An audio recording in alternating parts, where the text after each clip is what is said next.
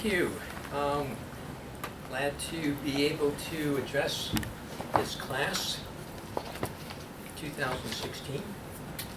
And we'll be posting this on YouTube so that people can get a chance to see it from other places too. What I've been thinking about over the last couple of years is system-level interventions. So that's what I'm going to be talking about today. And trying to understand how these different systems operate, influence each other, and how we can think about our interventions. I know that many people in this class ultimately are going to be launching interventions, how we can think in more systems terms, because often those systems kind of either work with us or actually work against us in terms of trying to produce the changes that we think are important in either our clinical work or our community work or even at larger levels. So I think the starting point for change is really some type of passionate interest in something. Something sort of fires you up. You basically say you want to work on it. And why is that important? Because if you really care about something, you're going to stick with it for a longer period of time. You're going to basically have that sense of, with all the obstacles and all the hurdles that come up, you're going to say you're going to stick with it. So basically, what do you really care about? And hopefully your undergraduate career is sort of thinking about these issues. So if I were to throw out to you, what are some things that you could say for the next 10 years you would be willing to work on with everything, all the energy you have? What would be some of the things that you would say, yeah, I could get involved in this? Anybody want to share some of their thoughts? Yeah. Interested in doing queer work, queer activism. Okay, queer work, queer activism, that could keep you involved for maybe your whole lifetime, or at least a certain period of time. Anybody else have something that they say this would really be something you'd like to identify and sort of be involved in for a long period of time? Anybody else? Yeah. Working with the deaf community and bringing about policy change. Okay, working with the deaf community and bringing about some policy change. Okay, so you can see that, you know, each of you has something that you really care about. Some of you are thinking about trying to find that thing that you really want. The key thing is to find something, and it might change over time. You know, you might have one aspect of an area and then you want to try to explore something else. But I think to the extent that you have that long-term commitment, and we'll talk about that. Intuition often can serve as our guide. It's often the beginning of some type of social change. You basically think something is wrong, something's unfair. The feeling is clear, something needs to change. The problem is we often don't know how to change it. And that's what we're going to talk about today, some of the principles of how we can bring about change at the clinical, community, and societal levels. So in this book that I wrote called Principles of Social Change a couple of years ago, that Oxford University Press published, we talked about these particular principles, and I'm going to mention them in this class today. Structural second-order change, confronting power abuses, mobilizing coalitions, having a long-term time perspective, which we were just talking about, and using feedback to fine-tune work. In a sense, all these things actually kind of work together. One complements the other. And to the extent that they're all working together, it's kind of like an orchestra, all playing with the right notes. And you basically say, that's it, it's working. And you take one of these pieces out, and sometimes it's not going to work as well.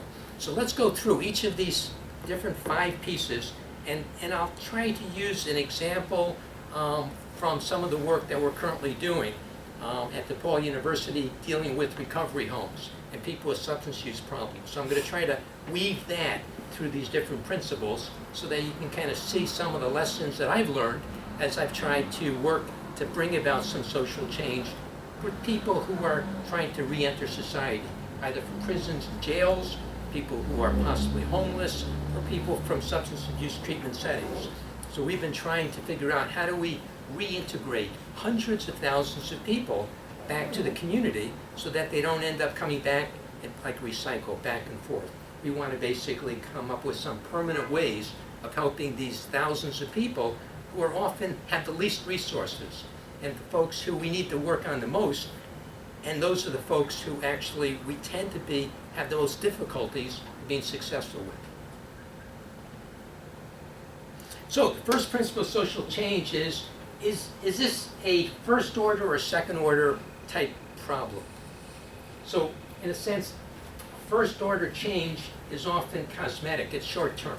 It basically doesn't address the root of the problem. It's like putting a bandage on something. So for example, we could probably all think of sort of first order type changes. You kind of go into a shelter, you get to spend the night, so that's good. So it's hopeful. But then in the day you have to leave and you have to go back on the street. And then that night you try to get back into that shelter. So is that a way of helping people with sometimes mental problems, with homelessness, with families? I mean, it basically is a short-term solution. So yeah, it's important, but it's probably not meeting the real needs of these individuals for something much larger, which I think of is something permanent. And what is like kind of that Maslow idea of hierarchy of needs? You've got to get the food met and shelter. Sometimes we forget that those basic things, the food and shelter, are really fundamental for our basically helping people. So we can't often get to the higher levels of kind of raising, in a sense, their self-efficacy, or raising, in a sense, their ability to stay abstinent if we don't think about those first pieces, to get that first level down. And that's what we often miss. And often as psychologists or in social sciences, we don't think that these are pieces that are important for us to work on because we're not necessarily trained to work on these things. So that's why we'll talk a little bit about some of those issues today. So, first order change attempts to eliminate deficits, but it promises to solve the most deeply rooted problems with simple solutions. And that's the problem. It's not a simple solution. And a simple solution can actually make people more powerless to overcome their oppression. So let me give an example of what that means. Say you come in with a program, and the program basically offers some jobs and some enrichment to a disenfranchised community. And then what happens is, after the funding gets lost or ends, the program leaves, and this community then doesn't have access to those resources. The people who had access to those resources often feel not as good because they've lost something. So when the next group comes in and starts offering programming that are first order type change, what happens? The people often say, well, we're a little bit reluctant to even embrace these types of new interventions. So that's why first order change interventions can often make people bitter, can often make people feel less powerful, even more powerless. So we've got to be very careful that when we bring in these first order interventions, we're not eroding some of that stamina and some of that resilience that people have. We've got to be very careful. Second order change, this is what we're going to really talk about, systems and second order change. Second order change influences the individual and his or her social network. And here's the key thing, it alters goals, roles, and power relationships. So here you have the individual, but you also have the social and the environmental sources that are going back and forth. And that's what systems are. Systems are basically not just looking at a person in isolation. And people like Jim Kelly and Rudy Moose have actually been some of the primary people that have talked about in community psychology these types of ideas. Others have too. But really what we're moving into is systems. And systems basically are being looked at within the brain as they're looking at how kind of different systems work, including neurons, to larger systems like social networks. So systems are being used throughout the sciences now, and that's what we want to do. We want to bring our field of community psychology into a systems perspective. That's what we're really talking about. So, just another quick example of a first order change. Prisons. Prisons have a couple million people in this country. Shelters, they represent first order change. If you have a person who's coming out of jail, and by the way, the vast majority, over 95% of people who are in prison and jail are eventually coming back to our communities. They're eventually going to get released. So the question is, are they being released with the skills and intentions and the ability to actually reintegrate and become productive members of our civil society, or is something else happening in those prisons? And that's the question. if we have 600,000 or 700,000 people coming back out of prison, if you ask them, what do you need? And they come out of prison, you know what they'll say? I need a job, and I need a safe place to live. Guess what? When they come out of prison and jail, those are the two things that they often don't provide. What they're provided is social networks that are basically the same ones that they came in from. So if they were surrounded with people who were basically using drugs, or surrounded with people who were doing illicit activities, or high-risk activities, if that's what their surrounding was, and then we bring people back to those same social networks, even if they have the strongest self-efficacy and sense of hope, those social networks are going to grind away at them, particularly if they don't have opportunities for change. So that's the key thing.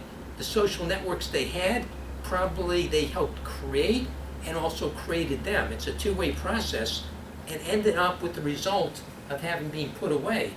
If we release these individuals back to the same social networks, that's the system. So how do we change those systems? We don't have very expensive programming for each individual. We can't provide them a mansion, and we can't provide them 24-hour services. Our society doesn't have those resources to provide people those types of services. So the question is, what do we do?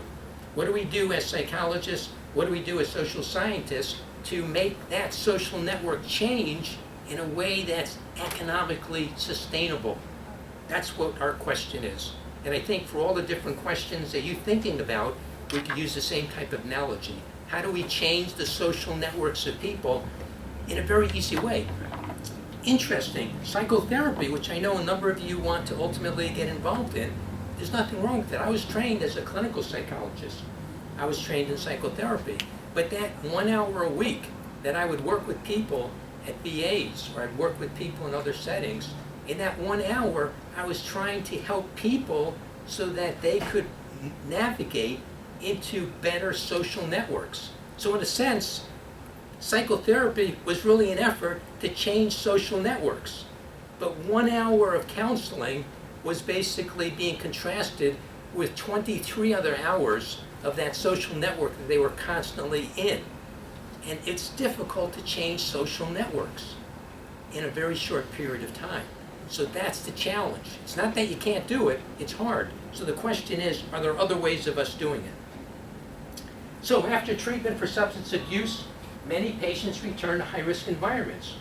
Returning to these settings increases chances of relapse. And we could say this for many types of social problems. We don't want the same thing to happen again. How do we prevent that? So, the first principle is first order versus second order change. We want second order change, we want permanent change. That's what we all want. The problem is, how do we get there? And that's the thing we're not sure of. So the second principle is the reason it's hard to get to that kind of from first to second order change is because of power holders. Powerful people and organizations control whether change will be enacted. And social inequality is caused by an underlying abuse of power. Okay? So that's the problem. Power holders, the people who have the status. You know, we often talk about, you know, the 5% that basically control most of the resources economically in this country, and then all the others that don't. Bernie Sanders is running a campaign. Some of you are probably interested in that campaign. That's what he's talking about, and other things like that. So the causes of abuse and underlying power are often difficult to see. We have a gut instinct that can possibly unveil this power abuse, and we must use this passion and intuition to see the path towards second order change, to identify and analyze the distribution of power. Now that sounds great. The question is, how do you do it? It sounds like it's an easy process, right? So let me give 3 examples of kind of some change that occurred that probably you're all aware of, but these are massive change efforts that occurred that were really exciting and involved nations. So one involves the Irish Revolution of 1916. Who's Irish here? Oh, okay, Chicago is an Irish town, right? A lot of people came from Ireland in the late 1800s, early 1900s. Ireland was controlled by Great Britain for hundreds of years, okay? And a lot of Irish people had mixed feelings about it. In 1916, several thousand people had a revolution. Now, you folks from Ireland know this story much better than I do. So briefly, the revolution failed, and the people who were in charge of that revolution were executed. When they executed those people who were in charge of the revolution, it seemed like Great Britain, and this was actually right during World War I, it seemed like basically they knocked off the revolution, and basically the instincts of the Irish people for self-governance would never happen. What was interesting is that the Irish people actually weren't completely for independence at that point. There was a lot of mixed feelings. A lot of people wanted to stay connected with Great Britain. But when Great Britain executed the leadership of this revolution, those few thousand people who were involved in that revolution became the impetus for a change in the complete status quo about how people felt in Ireland. And at that point, the Irish Revolution of 1916, which failed, by 1917 and 1918, you see a whole group of people coming together and saying, we want change, power. Great Britain had the power, and now here you have a whole group of people, because of an execution, was basically turned their attitudes around, and the system changed, so that then the country wanted to be independent. Now, that led to some other consequences, the Civil War and other things like that, but ultimately, by the early 1920s, you had an independent Ireland. So here's one example of a power, but it was really power in revolution, and people had to die because of it. Let's take another example. Everybody knows Gandhi, and Gandhi's work in South Africa, and then his work in India. One of the things that we don't know as well about Gandhi is that Gandhi was very smart in trying to let's have a demonstration. Let's do something to change the attitudes of people. Because just as in Ireland, a lot of people in India also had mixed feelings about what to do, how to get the British control. And the British were the most powerful country in the world at that point. So what Gandhi, brilliant ideas he had, was constantly staging different types of demonstrations where the British overreacted and actually ended up killing and actually ended up brutalizing the Indians who were involved. But that fight that occurred then galvanized the Indian individuals to say, we are going to be independent. So again, very interesting. A system. You have a very powerful group that overreacts, who basically brutalizes people, and by that effort, just like in Ireland and India, you turn more and more people toward your cause. And when you get large numbers of people on your cause, then you basically say, yes, we can make a change. So Great Britain was able to defeat the British. I mean, the Indians were able to defeat the British just as the Irish were able to defeat the British. So the largest country and the most powerful empire in the world was defeated twice. Interesting, twice by groups of small numbers who gradually got large numbers because of systems, because of an overreaction, and then that particular group then sort of, in a sense, became emancipated. Now, that also led to some problems with India and Pakistan breaking up eventually. There's reasons for that. So just because one gets a revolution and because individuals get their own government doesn't mean the problems end. Certainly they continue. Third example, the U.S. Civil Rights Movement. One of the brilliant things that King did in this country was, besides taking some of the ideas from Gandhi, which were great, civil disobedience, was that King was always looking for opportunities to sort of say, how do we get the message out to the greater public? And one of the ways they got the message out to the greater public was by having the police, again, totally overreact with dogs, with hoses, with other types of things, brutally making these people feel terrible and hurting them. And some people, of course, got killed. So we see in that civil rights movement by the early 1960s, a change in consciousness in the country. And part of that change in consciousness occurred because you had a powerful group of individuals who wanted the status quo, and you had basically people who said, we're going to change it. And the African Americans and other people who helped them were able to make a system change in this world so that African Americans were able to at least get the right to vote, get the right to go into different establishments, get the right to have some equality within our country. Now, did that change everything? Certainly, we see with Black Lives Matter, that there's still a long way to go in terms of what needs to happen. But the 1960s and the 1950s in this country, in terms of the way things were so different than they are today in terms of just some basic fundamental rights, like to be able to vote. And that did change with the Voters' Rights Act and other types of things that happened in the 60s. And again, Martin Luther King, we give a lot of respect for what he did, but he ended up losing his life. And Gandhi ended up losing his life as well. And these Irish individuals ended up losing their lives. So sometimes that overreaction leads to these types of very important system changes. So we say to ourselves, okay, we're psychologists. We're not into kind of revolutions like these three examples are, but they are clear that power had to be taken away from individuals who were abusing their power. And that's what this is about. Power often, in these examples, is very clear how we would have had to be opposed. And it was opposed in some very interesting ways, often through an overreaction that was sometimes staged by the individuals. But we see violence occurring. Now, I think we as psychologists are probably a little bit more nervous about saying, well, how do we get involved in dealing with power? How do we bring about second-order change? How do we deal with powerful forces?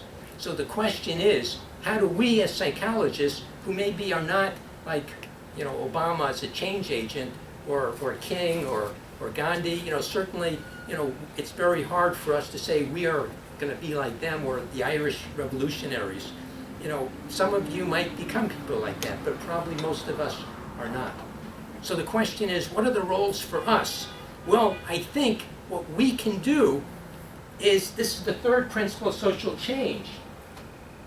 With our focused and collective efforts, we can basically identify and mobilize individuals and community groups to influence the cultural and political landscape affecting social change. So the point is, we might not be the people ourselves who are doing that activism, but we can work with individuals who are in different capacities. And that's where that mobilization can occur. With the third principle of social change, we can potentially work together to bring about change. And that's what I really would like to kind of think about, how we can work with community coalitions to change power structures that perpetuate first-order institutional ways of treating people. So we want to do second-order change. We want to deal with the power issues. We don't have large numbers, but we can work within groups and individuals that do have those numbers to bring about change for the power, to bring about second-order change. So, community coalitions. I believe they can revolutionize how we treat our most vulnerable citizens in this country. That's what I believe. That's a belief I have. So I'm going to give an example of one, but there's probably hundreds of examples in the communities out there. And this one example is the Oxford House movement. Millions of people need affordable housing in this country. And there are millions of homes that are underutilized, that are not being used or have vacancies in them. The question, what is the synergy? How do we bring these two together? And this is an example of bringing these two movements together. In one particular example, it's called Oxford House. So, what are Oxford Houses? Oxford Houses were designed for recovering alcohol and drug abusers. And it's interesting. When I say Oxford House to people, most people have never heard of them. And if you talk to your friends, probably most people have never heard of an Oxford House. There's no professional staff. They're completely self-supporting. They're a democratic group of people living in a house. There's minimal costs. They always rent the house. There's about 7 to 10 people that live in the house. And they're really simple rules that were developed over 40 years. 40 years of trial and error learning. This community organization started in 1975 with one house. And this is what they came up with. You've got to pay your rent, which is usually about $100 a week. You can't take any alcohol or drugs, or you're asked to leave. And you have to help with self-governance. You have tasks to do in the house. There are over 2,000 of these houses, from 1 to 2,000 over the last 40 years. They serve over 25,000 people in the last year in the United States. And in the current cost-conscious environment, they represent a potentially effective setting promoting abstinence. And they're spreading. There's several houses right now that are in Ghana, Africa, women's and men's house, that we've done some evaluations with. There's a house in Great Britain that we have done some work with evaluating. One of our graduate students who got his PhD did a fellowship and is in Bulgaria right now, and he just did a fundraiser to raise money to start the first Oxford House in Bulgaria. As a matter of fact, I was on the phone just now before this class with one of our former graduate students, Gloria Njoku, who's in the university, and she would like to form an Oxford House in Nigeria. So she's looking for some resources now. There's Oxford Houses in Canada, and they're going to spread to other places too. This is what they look like. I mean, think about it. Look at these houses. Middle-class houses. Some of them have a swimming pool. Some of them have color TV. It's like you're taking a person who's like living in poverty and you're giving them a middle-class lifestyle. And you're saying, boy, this sounds kind of neat. But it's not just the lifestyle you're giving them. You're actually giving them a section of people who are working because you have to work to stay there. So their jobs, they're not taking drugs, they're not doing crimes. You've changed their social networks. So you've taken individuals who have social networks that our prisons and jails have put together, which are not exactly healthy in terms of often those social networks filled with people who are at high risk, to a set of social networks that's very different. That's called system change.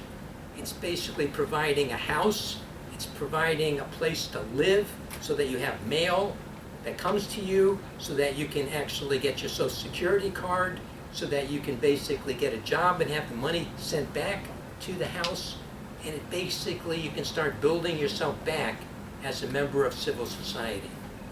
That's what these Oxford houses do. After collecting pilot data for several years, we then That's interesting. I have a little kind of talk on that, but that was an example of one of the Oxford houses. Here's an example of a person said to me, nobody can trust me. I'll never forget this conversation I had with one of the Oxford House members. He said, I went to this Oxford House, and by the way, in Illinois, the first Oxford House opened a block away from here, and that was in 1992. And since then, this neighborhood has become very expensive, so we had to kind of move. But it was here, and they called it the DePaul House, thanking DePaul for helping Oxford houses get started in Illinois.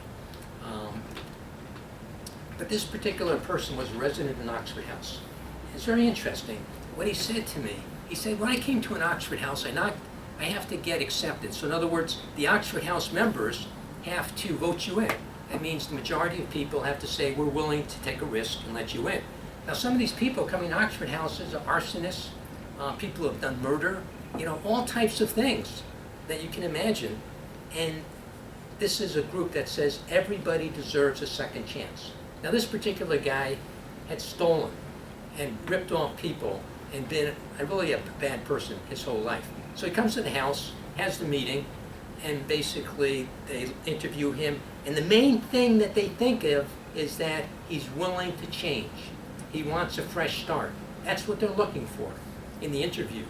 And if you get into the house, then you do what's called one-on-ones, and you sit down with one member of each house so that the 7 or 8 people get to know you. You're beginning to form networks, okay? So at the end of the interview, they say, we're going to accept you. And not only that, here's a key. Here's a key to the house. And the guy's blown away. And he says, a key to the house? You're going to let me live here? You're going to let me come in and out of the house? Don't you realize that my whole life I've stolen? I've taken things from people. I've broken into houses. I've vandalized. I've ripped off people. You can't give me the key because I'll hurt you. I'll do something terrible. I know I won't have self-control. They said, no, everybody in the house gets a key. That began to change his self-role, his self-image. He had a social network of people who were basically believing in him. He had a non-biological family who said, we're going to give you another chance. He had a system of people who were so different from the prior systems he had been in. Okay? 6 months later, he's doing fine. People in the house like him.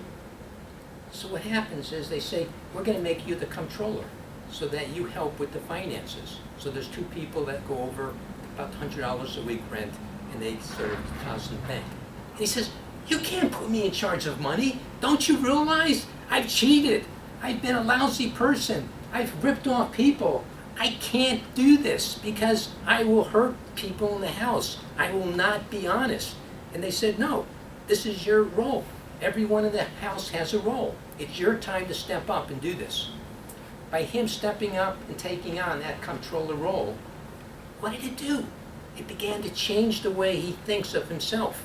It began to change the way he not only relates to the people in the house, but it relates to himself. That he basically has people that trust him, and then he can actually begin to trust himself. Interesting. This was a person who told me that story. And when you hear something like that, you sort of say, what transformations people can make if they're given the right opportunities. And this is people with substance abuse problems. We could probably talk about a wide variety of different social issues that people need people rooting for them. They need folks that, the people who have the most serious health problems, the most serious mental problems, the most serious social problems are the ones who are the most difficult for us to change and help.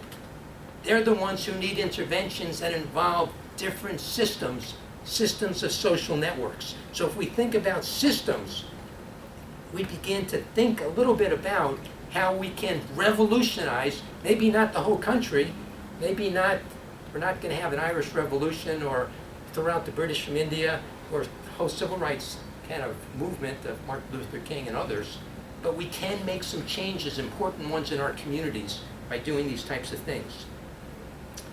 So, what are some of the benefits of collaborations? Well, I worked with Paul Malloy, who kind of founded the Oxford House organization, and it turned out that we tried to get some federal money so that we can evaluate whether this Oxford House works.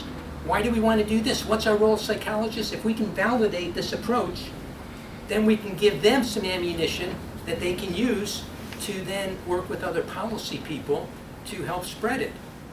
So when I started working with Paul Malloy in 1990, there were a couple of hundred houses, and we had about 6 years of working together on pilot work, just getting to know each other. And I'd submit grants to NIH. People at NIH, their grant reviewers said, people helping themselves in houses, without professional staff, they didn't want to fund it. They said, first do a randomized trial. They said, do a trial where some people get it, some people don't. We said, these aren't rats. These are not animals in a maze. These are people. They have to get voted into a house. You can't do that. So I went back to Paul Malloy and I said, Paul, the reviewers want us to do a randomized trial. We don't think we can do that. He said, Lenny, I trust you. We're going to make it work. So in Illinois, with the Illinois chapter, national chapter, we were able to set up a study, which I'll talk about a little bit later, to actually do a randomized study. Now it's interesting, is that I had a 6-year relationship with Paul and his organization at that point, getting to know him, getting to work with him, going to his conventions. What I didn't know was in the late 1980s, a group from North Carolina had approached him. And what do you think they said to him? They approached him, they said, we'd like to do a randomized trial of Oxford House. You know what Paul Malloy said? I don't know you. I'm not sure what you folks are about. And he had nothing to do with them.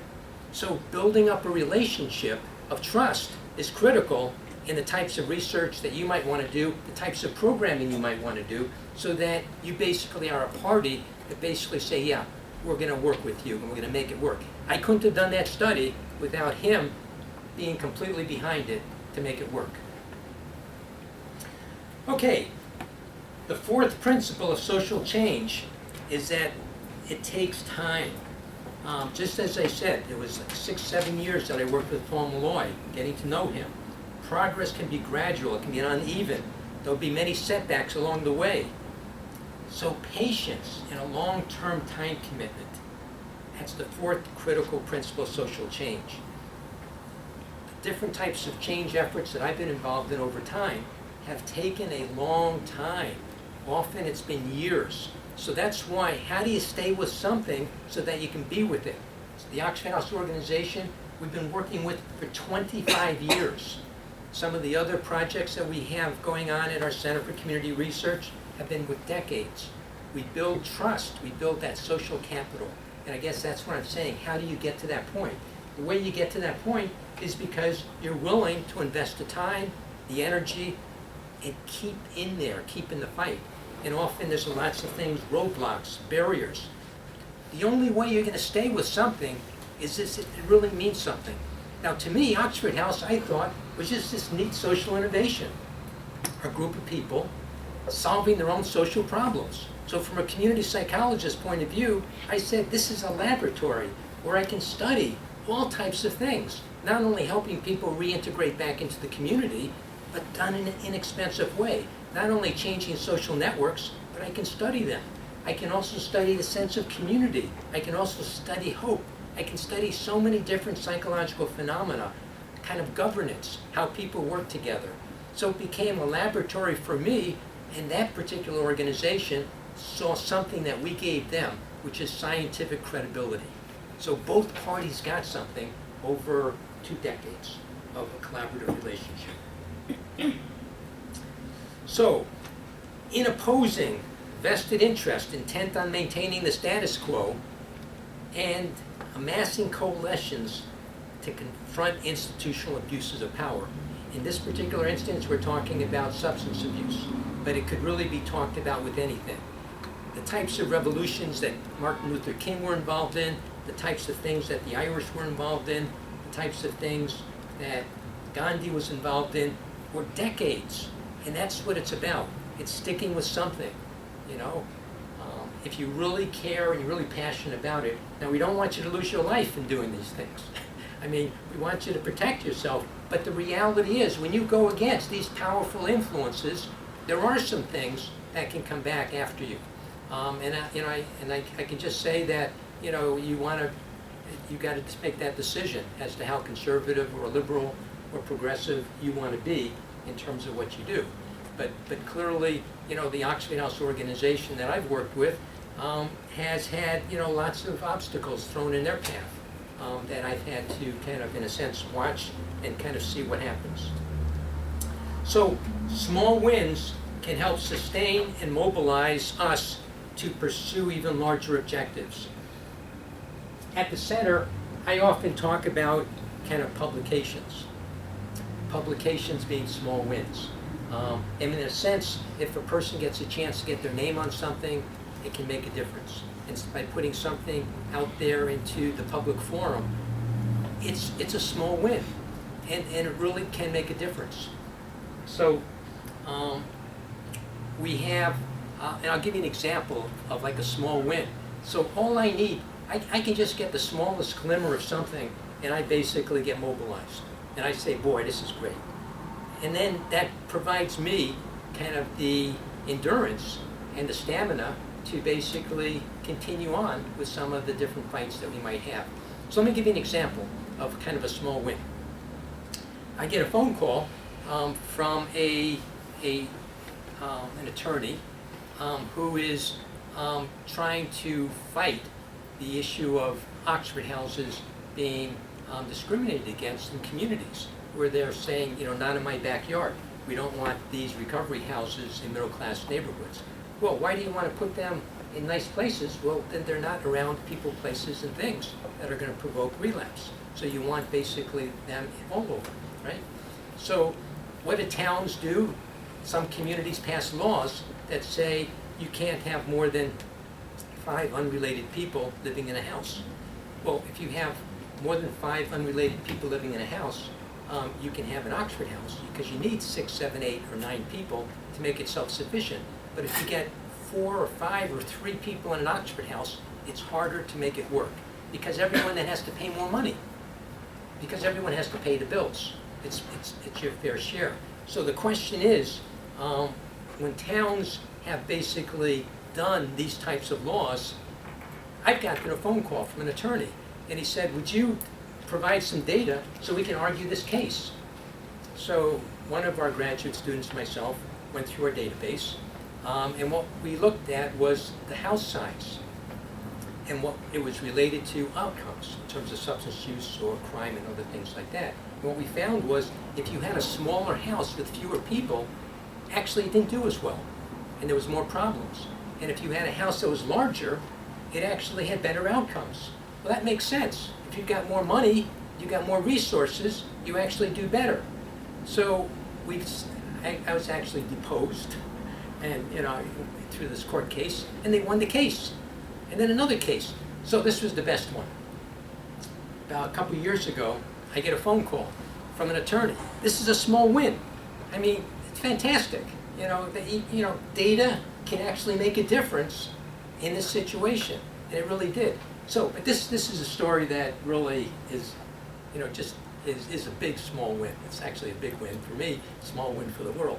I get a phone call from an attorney in the morning, calls me up and says, we've had this problem in our community for the last year and a half, and they want to basically try to eliminate these Oxford houses because they don't want to live around people who have, substance abuse disorders, because it might sort of make a bad influence on the block, and it might lower property values. By the way, we already did a study that looked at Oxford houses and the house right next to them versus a block away, and found out no difference in house values. So we've already demonstrated it doesn't lower house values. So the attorney calls me up and says, do you have anything on that? And I said, yeah, we published an article on it. And where? The Journal of Community Psychology, of course, right? So he says, can I get it? I said, sure. PDF'd it to him at 10 o'clock in the morning. So he gets the article. This court case had been going on for over a year. Hundreds and hundreds of dollars have been spent on this court case, and there was a battle going on. The article was sent to the attorney. The attorney went to the judge. They had a meeting that day. In the afternoon, the attorney contacts me, calls me up, and says, the case has been settled. I said, why? He said, we used the data to show that bigger houses are actually more effective. We won the case. One day. That's a small win. That makes you feel good. And then you basically say, okay, we're ready for the next battle. Those types of small wins, we try to emphasize. Everything helps you get that energy to sort of work with those community coalitions to battle, in a second, that kind of institutional power abuse that occurs sometimes, and to get to sort of second order change, which is the creation of more supportive, community-friendly places where people can live. So, again, another abuse of power. SAMHSA, Substance Abuse Mental Health Services Administration, basically said, gee, Oxford houses are kind of neat places. Maybe we should try to expand them. And so they went to study the Oxford House organization, one official. And what the person concluded was that the Oxford the Oxford House organization was completely chaotic. And it was organizationally a mess.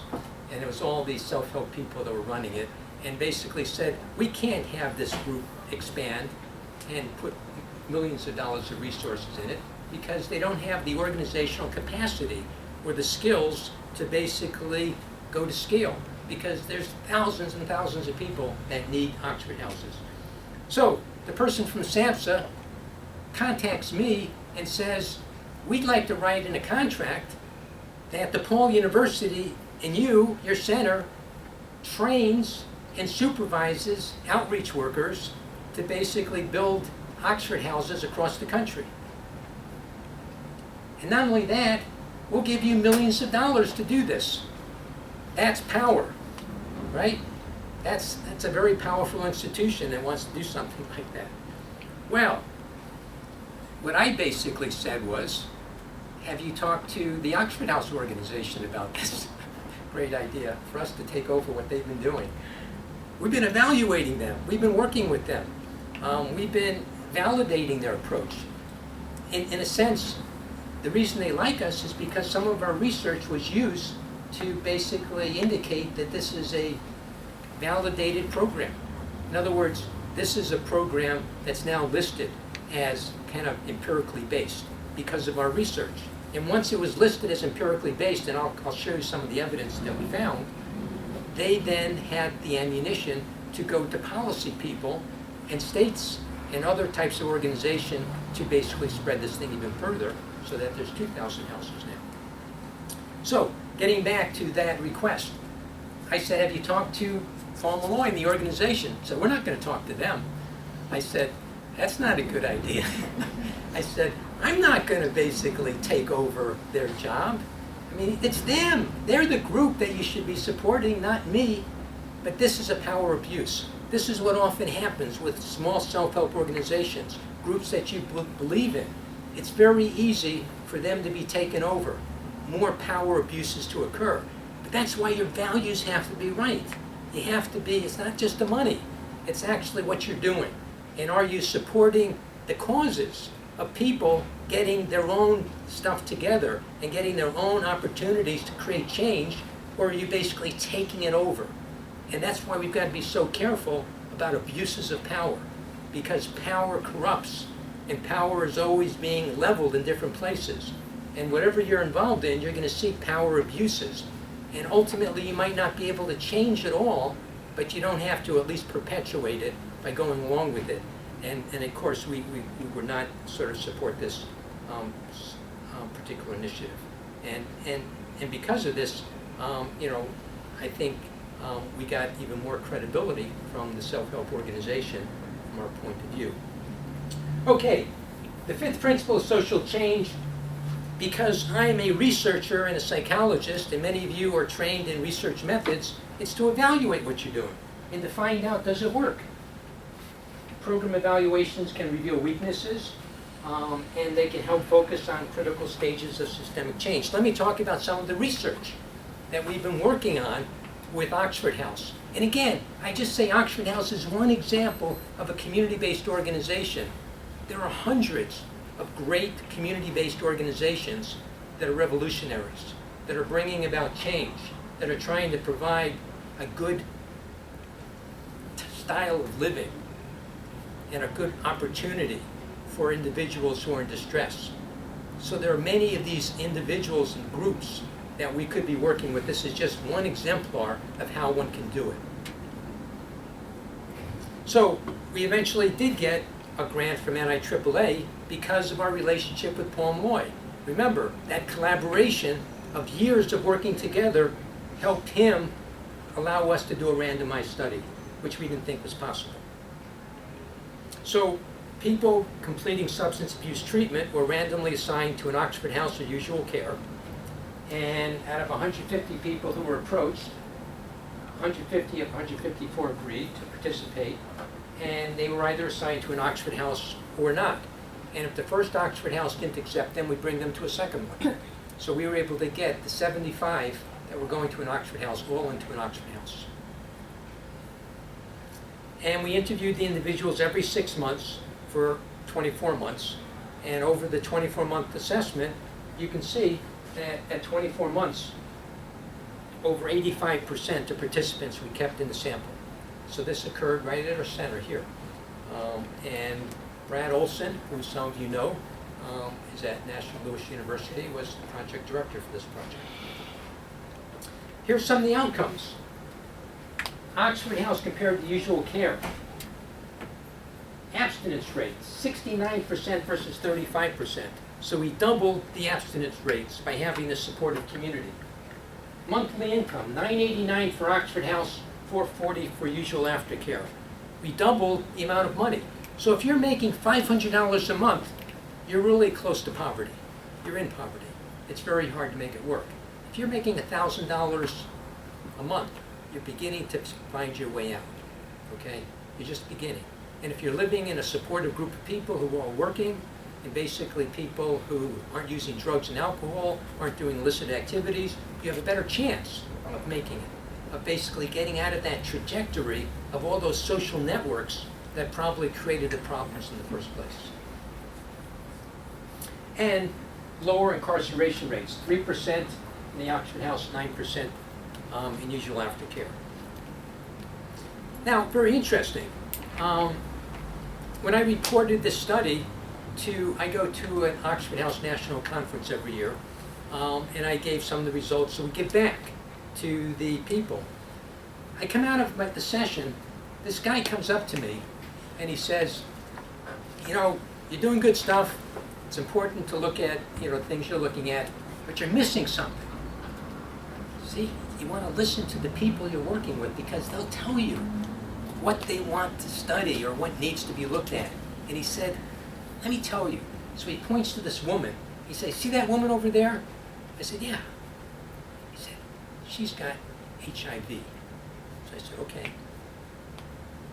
And he said, that's my girlfriend. I said, okay. And he said, I would never have even talked to her before I came into an Oxford House because I disliked people who were different than me. And if someone talked about AIDS or HIV, I wanted nothing to do with them. And I was a really prejudiced person. But by coming into this community of people, different races, and different sexual orientations, and different lifestyles, basically I began to think of myself in different terms. I became a more caring person. I became someone who was basically willing to change fundamentally. That's what you need to study. You need to study not just our stopping something, but who we're becoming. Very interesting. By listening to the individuals we're working with, we can often get our greatest ideas for what needs to be studied. So that's what we studied. We basically studied altruism, and we looked at it over time. And we found, with an article that, again, Brad Olson did, that individuals who lived in these recovery homes actually became more altruistic than if they didn't. So we were able to actually document that particular finding. Here's another finding, that something we found that really influenced our trajectory of work with Oxford Houses. And the system that has 2,000 houses and basically over 25,000 people that they've affected in the last year. The largest residential self-help program for substance use disorders, Oxford Houses, that nobody has heard about, which is interesting. So we looked at predictors of what was the best predictors of how people stayed in the house longest so that they got the dose that they needed of all this social network change. And if you come into a house and you stay there a couple weeks or a month, you're not going to get that change because the people and places is still too strong out there in terms of the networks that you had before. But if you can stay in the house for 6 months, that seems to be the key amount. So we looked at what determined who stayed in the house for 6 months versus who didn't. And we found one variable was the most important predictor. Do you call someone a friend in the Oxford House? If you had a friend in the Oxford House, that's when you stayed in the Oxford House. So the social embeddedness, the ability to basically be connected with somebody was critical. And then we said to ourselves, gee, that's important. We ought to start studying social networks more. But we weren't experts in social networks. So you don't have to have all the expertise yourself. So I looked at some books, and I found out that there were sociologists who were studying social networks. And there was a person named Schneider who was in Netherlands who developed some very interesting ways of looking at social networks and how they change in a systems point of view. So for example, you're in a system, you affect someone, and that person then affects you, and then you affect them back. But our traditional methods are linear, A to B. That's not how nature works. Nature works in more complicated ways of being influenced and then influencing. And there were methods in sociology called RCNA that allowed us to look at how these dynamic systems worked. So I contacted this person in the Netherlands, and I said, how would you like to collaborate with us on a grant with recovery homes? He said, well, he has a colleague in the United States, in Oregon, named John Light, who basically is a sociologist, and he said, why don't you contact him, because he's closer. So we contacted John Light, and for the last 4 years, we've been working with him on dynamic social networks in Oxford houses. And this is an example of kind of each of these individuals is a different person, 5 people in an Oxford house, and you can kind of see the relationships of trust. Trust seems to go back and forth. Do you trust somebody in your house? And the longer you live in a house, the more trust you have. But when we looked at something called mentorship, trust seemed to be back and forth. Kind of in a sense, it was like an equal relationship. You trust and you both back and forth. Mentorship seemed to be different. There were certain mentors in the house that basically people had, but they weren't back and forth. So it's very different. And now we have a study that's going on where we're looking at trust and mentorship and lots of other variables in a group of 42 houses around the country that we're interviewing every 4 months. And we're going to basically be able to have a data set that is going to help us understand kind of the relationships and how they change for people over a 2-year period of time. So that's the study that we're currently working on. So I'm going to sort of summarize these different pieces and then have a couple minutes for questions. How are we doing time-wise? I think we're great. At 25 minutes? So we're good for a little back and forth, then I can turn things back to you. Sure. Okay, so what have we been talking about? Systems. From systems involving countries trying to gain their independence to systems involving individuals who are trying to gain their personal opportunity for getting out of jail or prison or getting out of a sense of knocking off all their connections that they've had to sort of reestablish new connections. And what we've suggested is the profession of behavior change is often one involving trying to change these dynamic systems. And we might not be able to be revolutionaries, although maybe some of you are in your own ways, but if we're not, there's still other roles that we can play. And I think we can play these things by thinking in terms of what is the nature of the change that's desired. And I think we should always think about, is it first order, cosmetic, just putting a bandage on something, or is it more sustainable? Does it involve role changes? Is it more substantial? Is it more enduring? Does it change the relationship of the person and their environment in that bilateral way that influences each other? So have we changed the nature, the context of which the individual is in, so that basically that has that richer context? So we're good at working with individuals one-on-one. One day, wouldn't it be interesting if we're interested in trying to understand context and we try to match individuals to the right context? Or what if part of our job was to actually find contexts that were supportive and facilitating and healthy? And that was our role, to find them and forget about the people. If we find the context and we understand them, the people will ultimately get the benefits because they're merging into those contexts. So the person and the context the environment? How do we change the focus from so much of our perspective on individuals to actually something in the environment? It's very interesting that, this naturally goes to power holders, because power holders often affect the types of interventions that we do. Power holders prefer us to thinking about first order interventions. People in power much prefer us to do things that don't change the status quo. And soon as we basically recognize that these power holders are not going to be happy, it doesn't necessarily mean that we have to head-on fight them directly, but we might need to get clever for ourselves to think about ways of working with coalitions so that we have the power to basically influence these individuals. Because we probably are not going to be able to do it alone. And in influencing these individuals, sometimes there's very paradoxical things that happen. And I gave you 3 examples. Sometimes individuals who are killed, and you think that the revolution is over, are actually the impetus for the Irish Rebellion, for the things that happened in India, and the things in our own civil rights problems that we had in the 1950s and 60s in this country.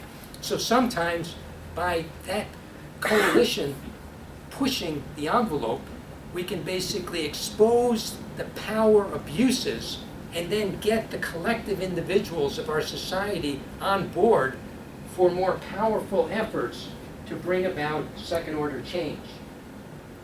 But for this to occur, we need patience and persistence. The small wins sustain us. They help us to ultimately achieve longer term goals. And that's how we started. We started this lecture by talking about, why do you want to get involved in something? Why do you care about something? And if you really care about something passionately, you have the ability to stay with it when the obstacles occur. So when I started working with Oxford House Organization, the first grant we wrote was very interesting, a grant that was with Gwen Grams, who was an experimental graduate student, and she worked for the Department of Alcohol and Substance Abuse in the state of Illinois. So we thought this was a grant that was going to actually look at women and children's houses and do a randomized study, but of something that we thought would be useful. We didn't get it funded. So that was the first grant. But Gwen Grams got interested in this, and she was the second in control at NASA. So because she got interested in this and she had a very high level within the Department of Alcohol and Substance Abuse, she helped talk to her boss to actually invite the Oxford House Organization in to Illinois. And when the Oxford House Organization came into Illinois, they brought a recruiter in to sort of set up the first Oxford Houses. Over 6 or 7 years, we wrote grant after grant after grant and couldn't get it funded.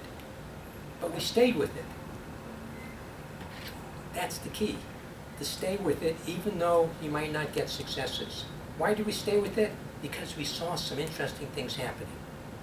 I remember Bill Lee, who was the recruiter who came in, basically to Illinois, who had lived in an Oxford house, had 2 years sober, and he basically was living at a shelter because the first Oxford House hadn't opened. And he had all his stuff stolen. And he came to my office and he basically said, here I am to try to start Oxford Houses in Illinois, and I'm feeling pretty vulnerable. And you know something? I'm not sure I'm going to be able to make it, to really do what Paul Malloy has asked me to do for Illinois. This was in 1992. And one of our graduate students at the time said, you need a place to live? I've got an extra bed in my place. Now, today, in 2016, things might be a little bit different in terms of how open people are for that. But I thought that was great. And Peter Bishop let him stay there for a while until he stabilized, and then he opened up the first Oxford House. in the DePaul area, and they called it the DePaul Oxford House because our help. But we didn't have them stay with the graduate student for more than a couple of weeks. You know, the Priest House next to the psych department, we went over to the Priest House. We said, do you have any extra rooms? And they said, yeah. So they let him stay there for 3 months in the Priest House. That's the best values of St. Vincent de Paul. He stabilized. We gave him a telephone and office in the psych department, and he got the first house going. Before we knew it, we had 50 houses in Illinois. That's a small win. That helped sustain us. And even though we didn't get our grants, we saw something that was mushrooming, something that was developing. We saw that was really interesting. We were forming a relationship with these individuals. And, very interesting, the first year that they started opening up all those houses, the research we did was very different. The research we did was we had 10 undergraduates like yourselves, and each one went to a different house. And we said, go there and just sit and observe and hear what's going on. Take notes, bring it back, so we can understand what's happening in the houses. We didn't have hypotheses. We didn't have anything except our ability to sort of say we want to learn about this movement from the ground up. And you know what they did? The houses have a chapter.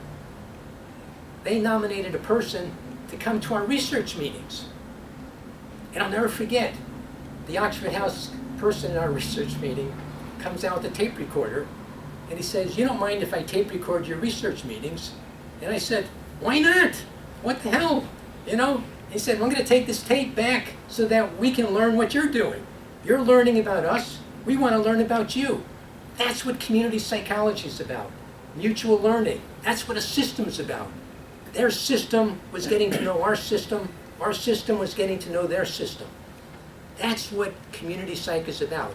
Participatory methods, where each person is involved in the process of thinking about the questions to study altruism, to basically change a research design so that we can get funded. The types of things that we do are very connected with this organization, and that's what makes it really an interesting community psychology. And when we don't have the skills and abilities, we go and we find the skills and resources in other places so that we can work collaboratively. So as a psychologist or a social worker, whatever field that you ultimately end up going into, the key thing is be flexible, be creative, be a networker so that you can bring the resources together to solve problems. And it doesn't matter if they don't talk the same language you talk. The key thing is they all have something to participate in. So the last piece is evaluating, refining your strategies to find the most effective means of bringing about change. In our work, what we did was we first basically focused on, does it work? We answered that question, then we spent the next period of time saying, why does it work?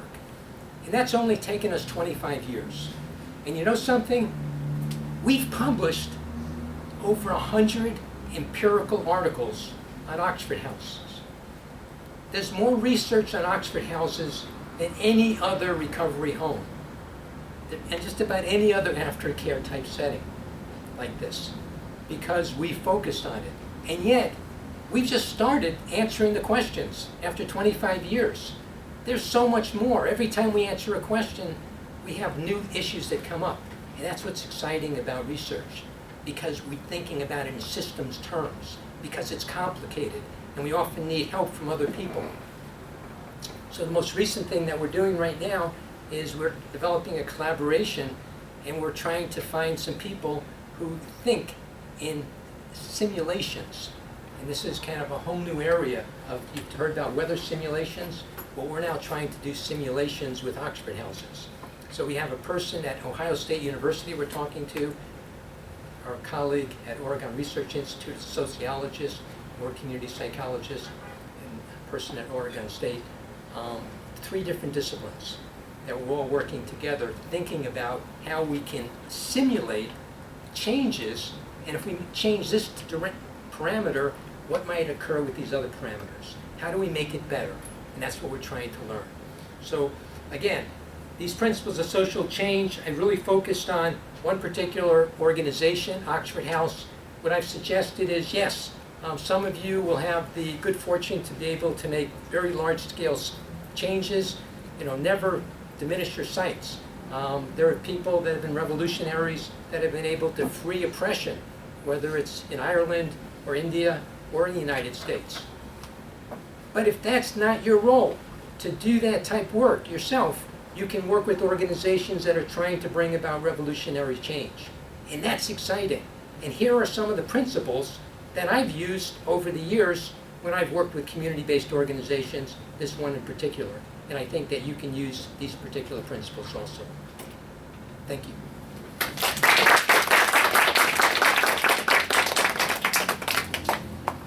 Now we have about 10 minutes, but do you need some time at the end of the class? No, I'm good. So if there You're are questions, good? You're good? So we can just have, if you have any questions on anything that I've talked about, have a little chance for dialogue with people from the group. Yes? Okay, so for the Oxford housing, you have to be accepted in, but what about if, like, you have a child?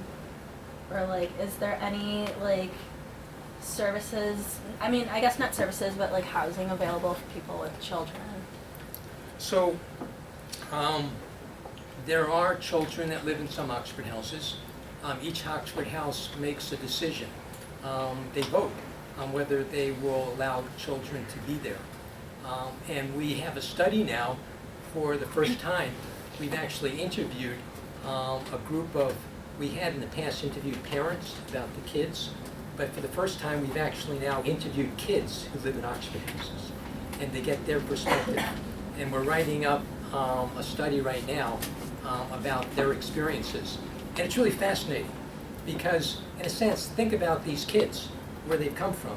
They've often been in very difficult situations where they've had parents and families that have had a lot of crime.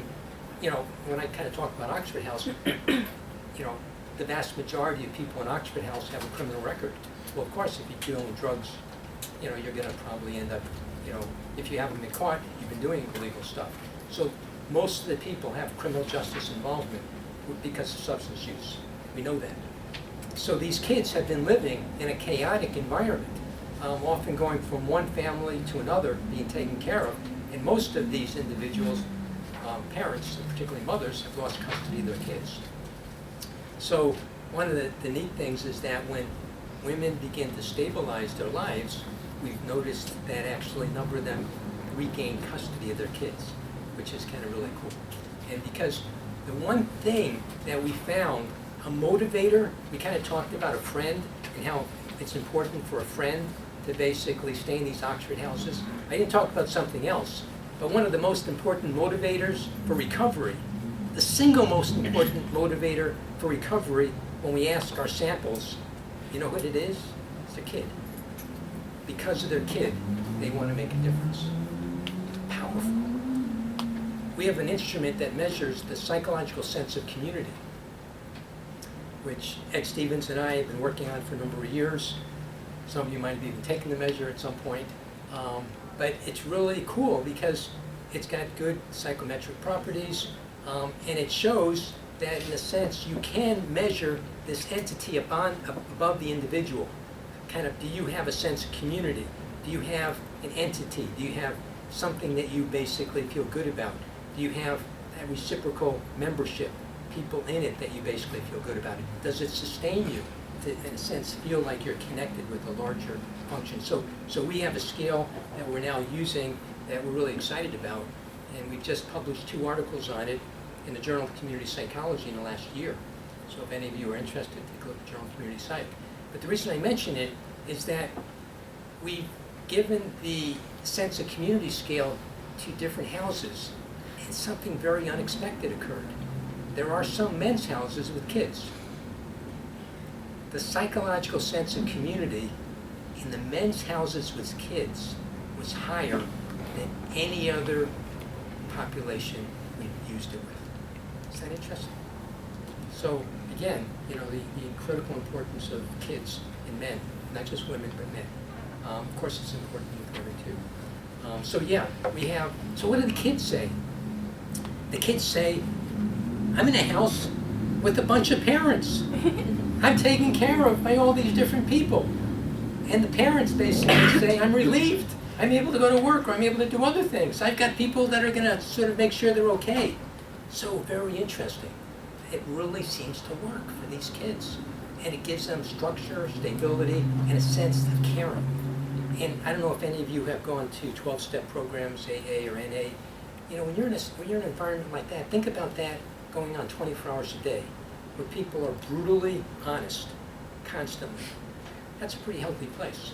Matter of fact, in Oxford House, it's probably the safest place on that block, in that middle-class neighborhood where everyone's concerned about it. Because the other folks in those houses are drinking and doing all types of other stuff. But in that Oxford House, they're not drinking, they're not taking drugs, and they're working, and they're trying to change their lives. So that Oxford House in that neighborhood is an incubator for change for the whole community. It's a very different way of thinking about systems. And when we look at Oxford houses and we find out how they ripple their effects, we find that the people in the Oxford houses, not only with parents, parenting, and other things, but they also try to start making changes in their communities too. So that's another thing that helps us understand systems. So yes, we are very interested in kids. Now some parents basically have difficulties with parenting, have been abusive. And what the house does is the house basically says, you have to go to parenting classes. You have to learn some skills. And there's nothing wrong with that. But because you have a house telling a parent, you want to have this kid live in the house, you've got to get some help. You've got to get some intervention. You've got to go through a parent training type process. Now, who is that parent going to listen to? Is that parent going to listen to a social worker or a therapist or a parole person that basically say, do this? Or is it going to basically be better if the peers, the people that they care about, say, we care about you, you've got to get this help? People in the Oxford House often tell us that they're able to listen to people in the house better because they're the same level. Nobody is better than the other. And by the way, if you own the house, you can't live there, because that would give you more status in that house. Everyone's on the same level. And the jobs they have, president, vice president, controller, they rotate them. So everyone gets a chance at shared governance. Is that kind of interesting? Just think about if we had more settings like that. Think about if we had schools like that. How that could revolutionize how we learn. I mean, where everybody's involved in participatory basis and everyone has a say. I won't say this class in particular, because I know this class is very good, but I'm just saying, it just creates a model for change. I mean, what about for homeless people? What about for people in poverty? What about for people who are coming back from the war? I mean, just think about, maybe what we need to think about is a different cultural framework for understanding how we solve social problems. And if we think about the power of the group, and if we think about ways that individuals can come up with protecting kids, as opposed to victimizing kids in a child welfare system that we know doesn't work. And when those kids get emancipated at 18, look at what happens over the next couple of years. The outcomes are not good. What about clusters of kids who are 18, where they can live together? Wouldn't that be interesting? I mean, the possibilities are limitless. We've just focused on one thing, but there could be multiple. Yes? So you mentioned briefly about publishing your findings, and then in the handout that we read before class, you also brought out talked about the controversial, like, do we publish or don't we publish? And I was wondering if you could speak to the side of when it would not be effective to publish your findings. What did I say in that article? You said it was controversial because, you said that, like, you mentioned, like, the pro of why it would be a good thing because, like, with advocacy groups or, like, groups like the Oxford House, because then other people could use the findings. but you never spoke to the other side of it. You So- don't always find what you want to find. So think of it this way, in Oxford houses, even though they service thousands of people, 50% of people kind of leave before 6 months. So we published that and we said, how do we keep people in there so that they get the dose that we think is critical, 6 months? And that is a problem. So yes, Oxford houses do have some limitations. And it's by having feedback that we can think about, well, maybe what we need to figure out is a way of thinking about how that friendship can be increased for someone who comes in. Maybe some individuals who come into these houses who come out of, like for example, we worked with 500 people coming out of the criminal justice system over the last decade. I can tell you, that was kind of interesting from, DePaul University and working with all these criminals. Won't get into that because I don't want to say anything on tape. But in any event, the point is, we were dealing with lots of people who were, victimized by our society. Because if you have a felony, you basically are going to have a tough time getting a job. So we had these people who we were putting into different conditions, some of which they had to make money. So the Oxford House, for example, would let them stay there for 2, 3, even 4 weeks. But if they didn't get a job, then they couldn't stay there. So that was tough on us to see. And what it suggested to us is that economic piece, what do we do to sort of help people get a job when particularly they have all these brandings? And that involves, again, trying to get, some of this stigma against people who are, remember, as I said, 95% plus people in jail and prison are going to come back to our communities. Do we want to bring them back and put them into a ghetto and basically have no resources? Do we want to have them go into flop houses where they're basically using, where they've got no opportunities? Or do we want to put them in places where they've got a chance? But if we put them in places that got a chance, wouldn't it be nice if we had some economic opportunities? So for example, the state of Washington gives people a month rent when they come out of jail or prison. That's kind of neat, so that they've got a chance to kind of stabilize. Those are the type of things that we need to think of creatively of how do we help the most vulnerable stay with housing even when it's hard to get a job. But of course we have to do other things too of getting some of the negative stigma for these people. Again, the majority of people in jail and prison are there because of substance use disorders. So, are we treating them? No. Are we punishing them? Yes. That's got to be changed. And if we change that, we'll have another revolution that needs to occur in this country. I think we're about out of time. Thank you so much. We really appreciate it, as always. Thank you.